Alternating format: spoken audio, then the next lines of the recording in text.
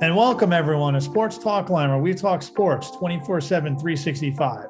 And on this week's episode of Battle for the Big East, we'll talk about the St. John's Red Storm with Troy Moriello. Troy, how are you doing today? I'm doing okay, Tom. Thank you for having me on. Yes, thanks for coming on once again.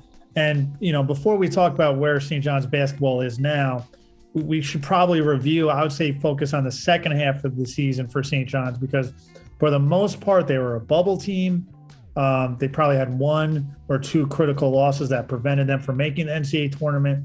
They decided not to join the NIT tournament for various reasons. But Troy, how can we summarize the St. John's season, especially the second half of the St. John's season? Yeah, I think it was definitely a successful year. You saw growth in really every aspect. You had the Big East Coach of the Year in Mike Anderson. You had the Big East Freshman of the Year in Posh Alexander. You had the Big East leading scorer in Julian Champagnie. And all of those guys are going to be back next year, as we'll get to in a little bit. So there's certainly stuff to build on. The end of the season kind of looks a little bit different now, a month later, because of all the departures that we'll touch on in a second. But certainly, that momentum was built from year one to year two of the Anderson era. Like you mentioned, a couple of bad losses really kept them out. The DePaul one is the glaring one at home. Couldn't lose that game. You wonder if they would have won that game and if they would have closed out Butler on the road, a game where they had a lead late in the closing seconds. If they got 2 wins there, 18-9 overall, probably would have got them in the NCAA tournament without any terrible losses. So certainly stings a little bit to not be making the tournament. They would have been playing in the NIT in a normal year, which would have been nice. But certainly some stuff to build on. I would say absolutely a successful year, especially given how it started. I remember when you and I spoke, I think it was in January, and you asked me if they could get to 6 wins, or I think I said it was going to be tough to get to 6 wins in the conference. And I don't think that was like a crazy thought at that point. And they end up getting to 10. So kudos to Mike Anderson, and the future is definitely bright. They're certainly building something now for the next couple of years. Yeah, Troy, I think sometimes you can live with being wrong sometimes. And I think that was something to point out too. You do bring up some good points. And I think one of the big changes for St. John's was they're able to close out games this year. That would be the positive. I think one of the negatives was their defense was nowhere near as good as it was the year before. I think that was something that did pop up several times. But I think the transfer portal with, the expectation, which officially became a few weeks ago, they officially said you can transfer without having to sit out a year. People expected some transfers from St. John's, but I think there's even more than what people expected. But what can you tell us about the people who decided to leave and transfer from St. John's? Yeah, I think that it certainly, like you said, it came as a surprise to see so many departures from our roster. I like you said, I think that there was a couple ones that we all kind of thought would probably be moving on. We had David Carraher in the middle of the season. John McGriff was not a big surprise. Even Vince Cole and Isaiah Moore didn't really shock anyone when they entered the portal.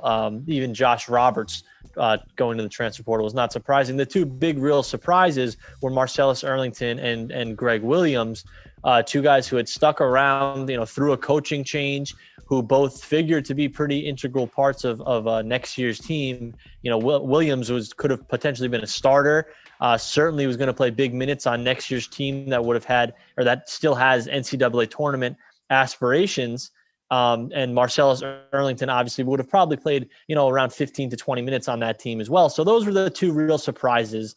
And I think that, when those two guys left, there was certainly, I don't want to say, a fear or a sky is falling type, feeling from this fan base, although it's New York sports. So there always is going to be that aspect of it. But, there was certainly some uneasiness, how are we going to replace these guys, especially Williams and Earlington, two guys who had kind of been staples of this team for the last 2 years now. How are we going to replace them? And I think, as we'll get to in a second, they did a really nice job replacing those guys. But I think it does speak to something, and this is not a knock on the guys who have transferred out, that so far every single one of them has transferred to either a mid-major or a low-major school. Credit to Mike Anderson for the coaching job that he did. I mean, truth be told, this was not a team that maybe had the talent level that should have been a fourth place finisher in the Big East. It was a lot of, as you're seeing, more mid-major and low-major talent that he took to, 10 Big East wins and fourth place in the conference and right on the bubble. So credit to Mike Anderson there. And, like I just said, the talent that transferred out wasn't necessarily talent that may have been, on a Big East level. I think we're seeing that. And while it was kind of tough to get that in the moment and to grasp that in the moment, I think that we're seeing that now a couple of weeks later, that maybe this is kind of addition by subtraction in a way for St. John's. Yeah, I do think you hit a good point. I think there were some expectations. I just think with the Erlington transfer and Williams transfer, they all announced on Twitter within minutes of each other. Yeah. And it kind of was something like, okay, what's going on? I could, when you look at Erlington, I think he got fewer minutes than he did his sophomore year, and you could kind of understand that. Williams, I think, was the bigger surprise. Yeah. But when he transferred close to home, you could understand that. Mm-hmm. He did have 3, and I think both Erlington and Williams were also fan favorites, to say the least. Definitely. But here we are. You kind of mentioned it, to St. John's fan base, which would, I think, make a very interesting reality TV show, to say the least. But speaking about interesting, make sure you hit that like and subscribe button and follow Sports Talk Line so you can see all our highlight videos and all our episodes of Battle for the Big East. But, we talked about the players who have left, and they had some players come in too, which I think are key. And I really think when you look at the players that came in, Mike Anderson knew what he was looking for, and he focused on that with the players that come in. So, Troy, feel free to tell us about who are some of the players who have joined St. John so far. Yeah, I think the big one is the big one is Joel Soriano. St. John's finally lands a big guy. Feels like it's been years since they've had a true bruiser down in the paint that can grab rebounds, that can match up with the Nate Watsons of the world, for example. Joel Soriano, 6'11", 250, came from Fordham. Was really the number one target, I would say, for St. John's, was getting a big man this offseason, and they did that.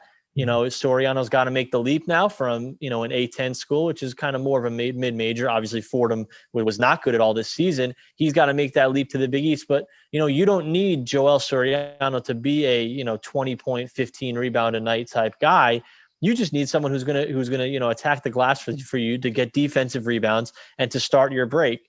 There are questions of how does necessarily more of a, traditional big man fit into this system with Mike Anderson. If you look at his career, he does not really rely on, these traditional big men, back to the basket big men, if you will. But I've heard many people say he just needs to get the rebounds and start the break. And, and he will certainly help in the half court. I think not having that option, dump the ball down low to someone, kind of left St. John's, kind of with one hand tied behind their back a little bit in the half court this past season. If Julian Champagny wasn't on the floor, for example, sometimes they had some struggles scoring in the half court. So I think that'll help with that as well. The other guys, Steph Smith should be a good shooter off the bench. They got him a couple of weeks ago from Vermont, and just another scoring option as well. And Montez Mathis from Rutgers, who I think a lot of people are kind of looking at him as like the replacement for Greg Williams, because obviously Williams made his decision to transfer out when there was some rumors that he might be coming back. And now Montez Mathis the next day declares to St. John's. Mathis seems like he's maybe more of a defender than Williams, or more of an athletic defender.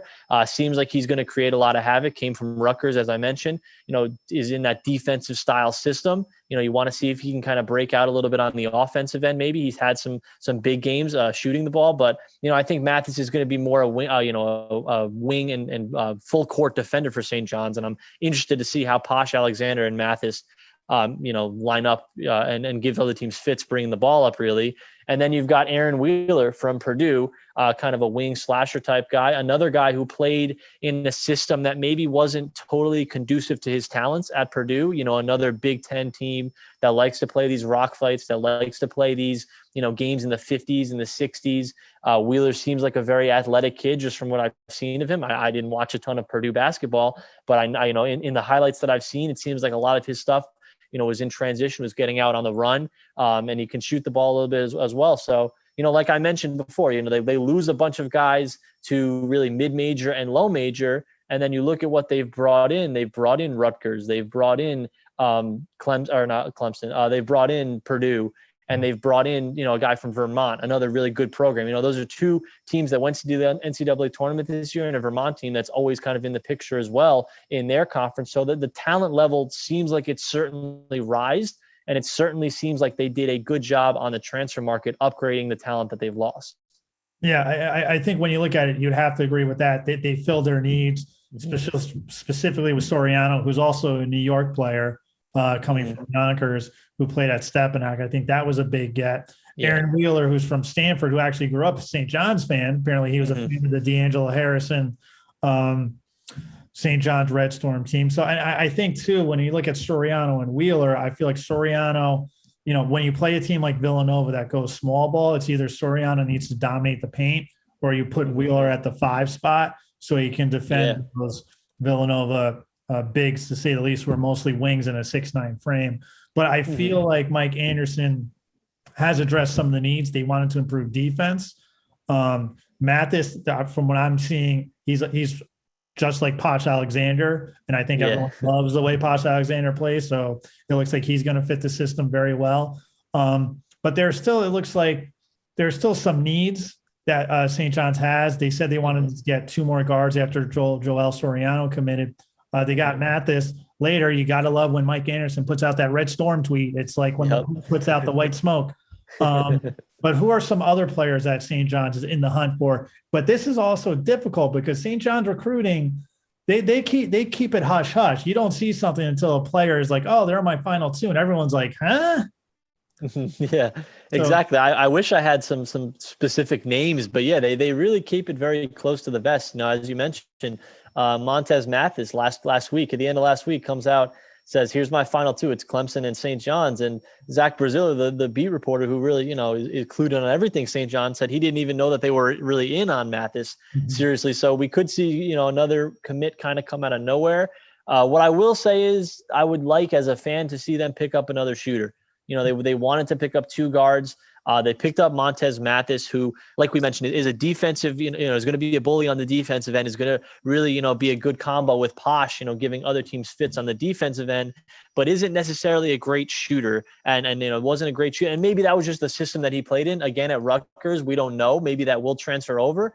But I would like to see them pick up another guy, like Greg Williams, who shot, 40+% from 3-point range last season. So if they can pick up another, dead on shooter, obviously, Julian Champagnie coming back, he's gonna knock down some threes. That Posh Alexander should improve from year 1 to year 3 and be that kind of 3-point shooter that we saw in, January and February of this year. That's what you would expect. But, to have a third guy and a guy who can really, be a knockdown 3-point shooter would really be big for this team. Because, they did lose Williams. They did lose Marcellus Earlington, who, we can say that the loss wasn't a big one, but they had won a couple of games over the last 2 years solely because of Marcellus Earlington and because of his 3-point shooting. So they're going to have to, find a way to replace that. And Vince Cole as well, maybe wasn't the knockdown shooter that we had hoped, but he still could step out and hit a 3 every once in a while. So I would like to see one more guy, kind of a pure 3-point shooter, which St. John's really hasn't had in a while. So I would like to see them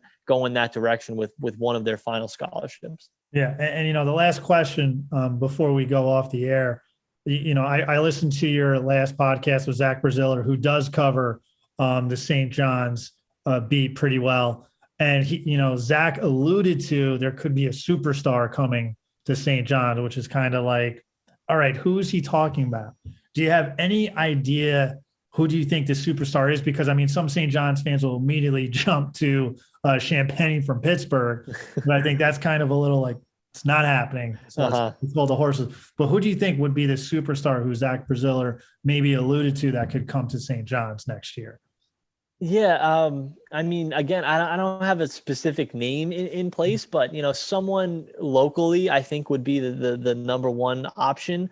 Justin Champagnie is certainly maybe an option. I think he's either going to the draft or he's going to be back at Pittsburgh. I don't think he'll be in the portal. And you have to remember with a guy like Justin Champagnie as well, if he hits the portal, he's going to have the blue bloods after him. He's going to have Kentucky and Duke and Kansas over him if he goes to the portal. So it's going to be a tough get for St. John's. Obviously they have his brother here, so that would be, kind of a trump card. But Yeah, so the superstar that maybe we're alluding to, I think it's going to be a local guy. That's all really I think, because that's really the only way that St. John's would attract maybe a superstar transfer.